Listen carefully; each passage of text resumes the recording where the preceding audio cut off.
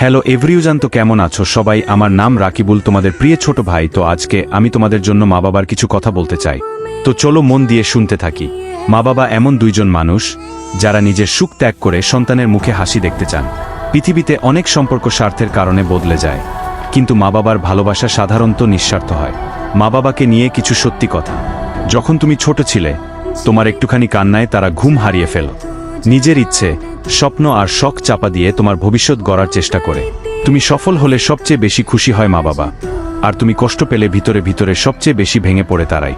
অনেক সময় তারা রাগ করে, বকাবকি করে, কিন্তু সেই রাগের পিছনেও লুকিয়ে থাকে ভালোবাসা আর চিন্তা। পৃথিবীতে সবাই একদিন ছেড়ে যেতে পারে, কিন্তু মা বাবা শেষ পর্যন্ত সন্তানের ভালোই চায়।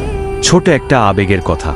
যে ঘরে মা আছে সে ঘরে শান্তি আছে, যে ঘরে বাবা আছে সে ঘরে সাহস আছে, আর যে মানুষের মাথার উপর মা বাবার দোয়া আছে সে মানুষ কখনো পুরোপুরি হারিয়ে যায় না।